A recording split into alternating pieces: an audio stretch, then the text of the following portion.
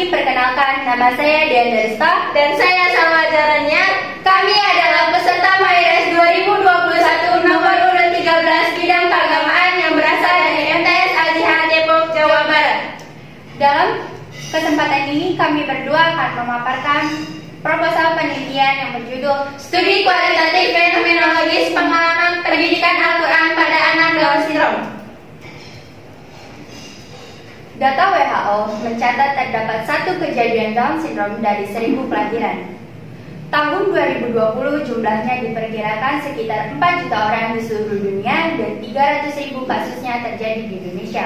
Sebagaimana kita ketahui, anak dengan Down Syndrome adalah anak spesial dengan 47 kromosom. Hal ini menyebabkan mereka memiliki perkembangan yang berbeda dengan anak normal lainnya, baik dari segi fisik, intelektual, maupun emosional, dan tidak dapat dipungkiri perlakuan diskriminatif masih seringkali mereka terima. Setiap orang, termasuk anak Down Syndrome, berhak mendapatkan pendidikan, khususnya pendidikan agama. Meskipun hal tersebut tidaklah mudah, tetapi bukan juga suatu yang tidak mungkin. Fenomena di masyarakat menunjukkan bahwa memberikan pendidikan Al-Quran bisa dilakukan pada anak Down Syndrome, meskipun pada setiap anak prosesnya bisa berbeda-beda. Belum lama ini, seorang anak Down Syndrome asal Yordania mampu menjadi seorang penghafal Quran, yang bahkan anak normal sekalipun belum tentu bisa melakukannya. Nah, pengalaman-pengalaman dalam proses pendidikan itulah kemudian yang akan menjadi fokus penelitian kali ini dan diharapkan menjadi inspirasi bagi orang tua, guru, atau siapapun di luar sana. Rumusan masalah dalam penelitian kami adalah bagaimanakah proses pendidikan Al-Quran pada anak Down Syndrome, di mana tujuan penelitian kami nantinya adalah untuk mendeskripsikan proses pendidikan Al-Quran pada anak Down Syndrome. Deskripsi yang dimaksud di sini tidak terbatas pada proses yang tampak, tetapi juga fenomena berupa emosi, pikiran, dan harapan dari partisipan.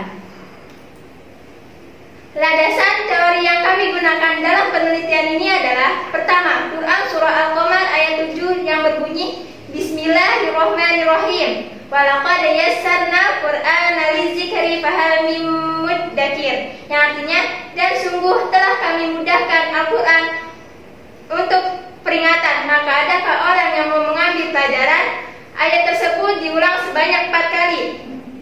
Dalam tafsir At-Tabari dijelaskan bahwa pengulangan ayat tersebut menunjukkan bahwa Allah benar-benar akan memudahkan membaca, menghafal, dan menggali ilmu Al-Quran bagi yang mau mempelajarinya.